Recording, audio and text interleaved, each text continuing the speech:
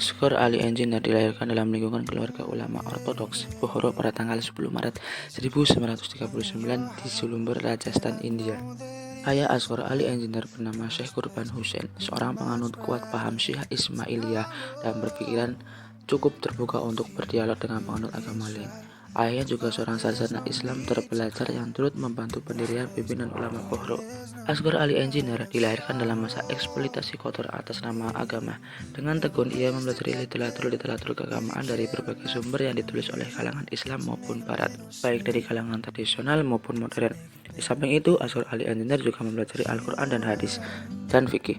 Keterpaduan upayanya dalam mempelajari agama ditambah dengan pengalaman hidupnya yang berhadapan dengan serangkaian eksploitasi membuatnya menjadi seorang pemikir sekaligus aktivis yang berpandangan liberal, revolusioner, dan demokratis. Asghar Ali Engineer tertarik memilih belajar teknik sipil di Fakultas Teknik di Vikram University, Ujjain, India, dan lulus dengan mendapat gelar doktor. Setelah itu, Asghar Ali Engineer memilih untuk menetap di Bombay dan ayahnya juga ikut bergabung bersamanya di sana.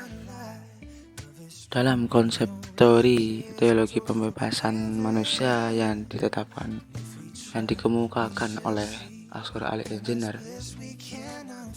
ia mengutip dari Quran Surat Al-Hujurat ayat 13. Menurut Engineer, Quran Surat Al-Hujurat ayat 13 menggambarkan bagaimana mewujudkan keadilan dan kebajikan tidak boleh dilandasi oleh diskriminasi dalam berbagai bentuk.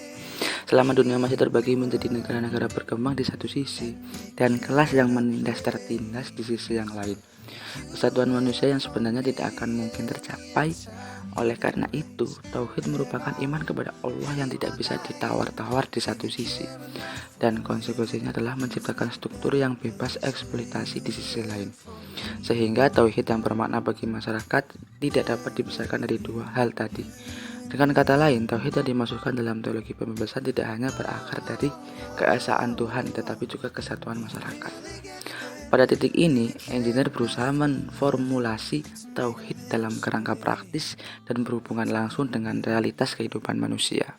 Dalam konteks teologi pembebasan, menurut Engineer, tidak hanya aspek sosioekonomi yang menjadi tema sentralnya, tetapi juga dibicarakan psikososial. Dalam Islam dikenal konsep sabar yang seringkali disalahpahami sebagian besar umat Islam. Sabar terkadang diartikan sebagai justifikasi atas ketidakmampuan seseorang untuk melawan penindasan dengan menyerahkan segala urusannya kepada Tuhan. Sabar menjadi keyakinan teologis bahwa segala penindasan yang menimpanya adalah sebuah takdir yang tidak bisa dihindari. Interpretasi tentang sabar inilah yang dimaksud oleh Engineer melanggengkan status quo dan sangat dibenci oleh teologi pembebasan.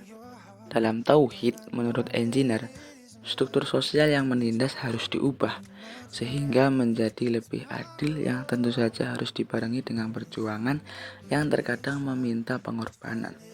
Misi inilah yang dilakukan oleh para nabi dalam membebaskan umatnya dari berbagai belenggu. Perjuangannya tidak hanya terkait dengan reformasi tauhid yang terkait dengan keesaan Tuhan, tapi juga berkaitan dengan misi pembebasan umat dari ketertindasan.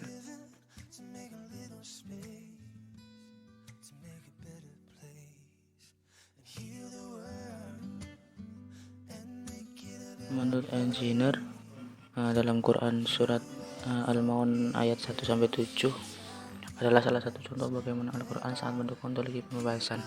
Bahkan inspirasi teologi pembebasan itu sendiri berasal dari semangat Al-Quran.